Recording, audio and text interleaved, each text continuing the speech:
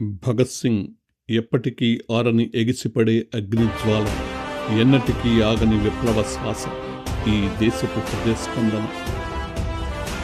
స్వతంత్ర పోరాటం ముమ్మరమవుతున్న రోజులను, మాతృభూమి దాస్య శృంఖలాలను తెంచి స్వేచ్ఛగా జీవించే హక్కు కోసం పరితపించిన విప్లవ వేద కిశోరం, బుడిబుడి అడుగులు వేస్తూ తిరుగాడిన నేల అది. పంజాబ్లో బంగా గ్రామం, పచ్చని పొలాల మధ్య పరుగులు తీస్తున్న పసివాడు. దేశం అంటే ఏమిటో తెలీదు, స్వాతంత్ర్యం అంటే ఏమిటో తెలీదు. అయితేనే ప్రతి అడుగు దేశం కోసమే, ప్రతి పరుగు స్వేచ్ఛ కోసమే, అనునిత్యం నేలతల్లి విముక్తి కోసమే.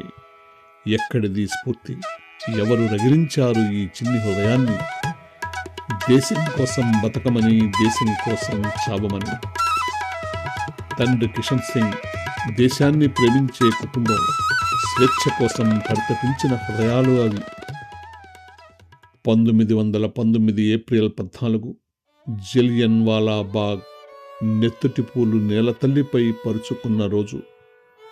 రౌలట్ చట్టానికి వ్యతిరేకంగా నిరసన తెలపడానికి, వైశాఖి పండుగ జరుపుకోవడానికి పంజాబ్లోని అమృతసర్లో, జలియన్ వాలా బాగ్లో వేలాది మంది ప్రజలు సమావేశమయ్యారు.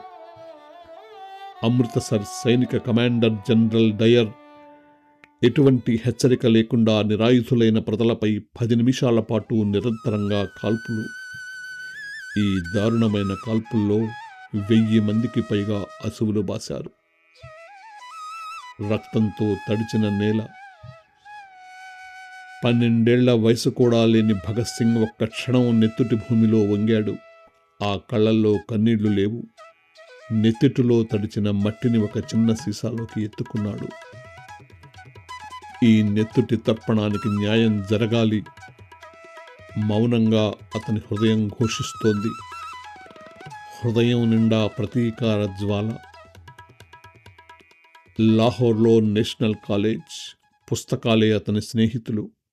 లెనిన్, మార్క్స్, స్వాతంత్రం ఏమిటో, కర్తవ్యం ఏమిటో తెలుసుకునే ప్రయత్నం మొదలైంది. సుఖదేవ్, భగవతీ చరణ్ వోహ్రా, ఇది స్నేహం కాదు, ఒక లక్ష్యం. నౌజవాన్ భారత సభ ఒక సంస్థ కాదు, ఒక సమున్నత కాంక్ష.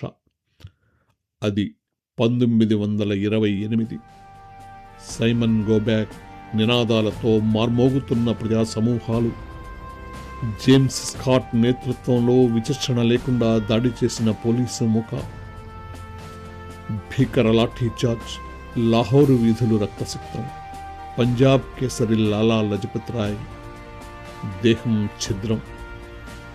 తుదిశ్వాస విడిచిన పంజాబ్ సింహం.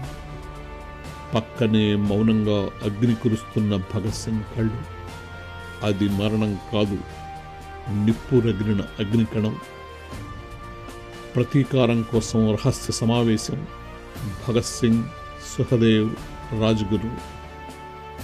ప్రతీకారం తప్పదని ప్రతినబూనిన త్రయం. గురి తప్పిన గుండు. లాహోర్లో స్కాట్ బదులు జాన్ శాండార్స్ హతం. ఇది హత్య కాదు, ఖబర్దార్ అంటూ సందేశం. రూపం మార్చుకున్న విప్లవ కిశోరం. కరకు రాతి గుండెలకు ప్రవచనాలు రుచించవని, సత్యాగ్రహాలు చెవికి సోకవని, ఆ బధిర హంతక బడాచోరులకు చెవులు చిల్లులు పడే విస్ఫోటనే సక్రమమని చట్టసభలోనే సూటిగా బాంబై బద్దలయ్యాడు భగత్ సింగ్. ఇంక్విలాబ్ జిందాబాద్ అని నినదిస్తూ మృత్యువు కోసం చేతులు చాచాడు. చట్టాలు ఉరితాళ్లై చుట్టుకున్నాయి. రగిలిపోతున్న ఆ నిప్పు రవ్వను చల్లార్చకపోతే అది దావానలమై తమని మట్టుపెట్టడం ఖాయమని భావించాయి. అదురులేని బెదురులేని ఆ నగుమోములో యావత్ భారత జాతి తన ఆత్మను సాక్షాత్కరింపజేసుకున్నదో ఏమో. బ్రిటిష్ సామ్రాజ్యవాద గుండెలు భగ్గుమన్నాయి. ఆ ధీర గంభీర స్వరం ఇంక్విలాబ్ జిందాబాద్ అంటూ దిక్కులు పిక్కటిలేలా ప్రతిధ్వనిస్తుంటే రవి అస్తమించని బ్రిటిష్ సామ్రాజ్యవాద పునాదులు ఒక్కసారిగా కంపించాయి.